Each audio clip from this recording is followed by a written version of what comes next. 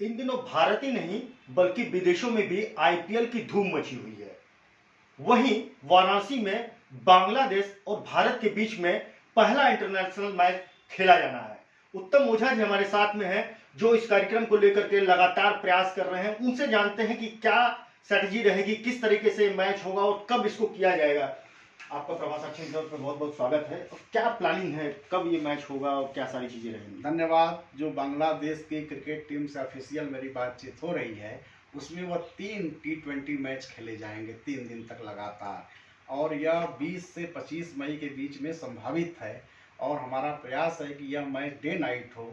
इसके लिए वाराणसी में एक ही मैदान है, काशी हिंदू विश्वविद्यालय के आईटी ग्राउंड, जो कि डे नाइट मैच के लिए उपयुक्त है। हालांकि पिछले 2 सालों में कोरोना के काल में उनकी लाइटें थोड़ी दिक्कत में है, लेकिन उन्होंने हमको बात किया है, मैंने तो आश्वासन दिया है कि मैं 1 महीने के अंदर उन सब लाइटों को ठीक करा दूंगा। अगर ऐसा होता है तो काशी के इतिहास में यह पहली बार होगा कि डे नाइट मैच हम लोग इंटरनेशनल कराने में सफल होंगे।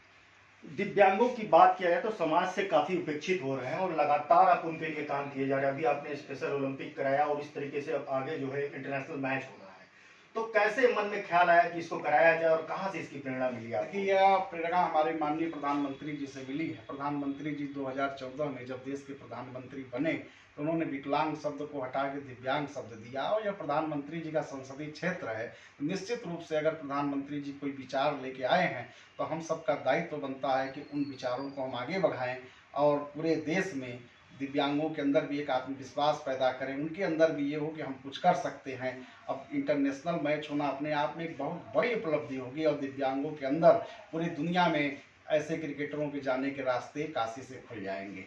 कैसे प्लेयरों का सिलेक्शन किया जाएगा, कोई बोर्ड बनेगा, क्या रहेगा, उसका स्ट्रक्चर क्या होगा? एक ऑल इंडिया की जो हमारी कमेटी है, all India cricket association for physically challenge Mumbai, जिसके माध्यम से हम एक कैंप लगाएंगे। कैंप लगा के पूरे देश से हम खिलाड़ियों का चयन करेंगे। जो सबसे बेस्ट खिलाड़ी होंगे उन्हीं को हम इसमें खेलने का अवसर देंगे। क्या लगता है कि यूपी के कुछ खिलाड़ी हों या फिर बनारस के कुछ खिलाड़ी हों, वो भी इसमें प्रतिभागी के रूप में शामिल हो पाएंगे? बिल्कुल, हम यूपी के खिलाड़ियों को अवसर देंगे, वाराणसी के खिलाड़ियों को अवसर देंगे, लेकिन ट्रायल देंगे। ट्रायल में अगर वो अपना प्रदर्शन अच्छा करते हैं तब उनको खेला जाएगा, क्योंकि यह भारत स्तर की बात होती है। क्षेत्रीय स्तर पे यह मैच नहीं, जिला स्तर या फिर प्रदेश और नेशनल नहीं करा रहे हैं, हम इंटरनेशनल करा रहे हैं।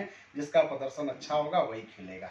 क्या लगता है कि भारतीय टीम का कोई वर्तमान खिलाड़ी या पूर्व खिलाड़ी भी, क्या इसमें आप उसको चीफ गेस्ट के रूप में या फिर जैसे आइडियल के रूप में उसको बुलाना चाहेंगे क्या? बिल्कुल, हमारे जो है करसन घावरे जी, जो भारत में सबसे अच्छे गेंदबाज के रूप में जाने जाते थे। ऑल इंडिया क्रिकेट एसोसिएशन जो फिजिकली चैलेंज मुंबई है, हमारे अध्यक्ष हैं। करसन घावरे जैसा घातक गेंदबाज जो भारत में के रहे हैं, जिनसे विदेशी टीमें खौफ खाती थी, और ऐसे लोगों को वो आएंगे। निश्चित रूप से मैं उनसे चर्चा कर रहा हूँ और आएंगे। इसके अलावा वर्तमान के जो क्रिकेट खिलाड़ी हैं हमारे, वो भी कई खिलाड़ी हैं जिनसे मेरी वार्ता चल रही है, और वो आएंगे और इन दिव्यांगजनों का हौसला बढ़ाएंगे, तथा देश के केंद्र के मंत्री भी आएंगे। सारे लोग जुटेंगे, क्योंकि एक बड़ा आयोजन है, और दिव्यांगजनों का मनोबल बढ़ाने के लिए वर्तमान भी खिलाड़ी आएंगे, करसन घावरी सर आएंगे, और बहुत लोग इसमें शामिल होंगे।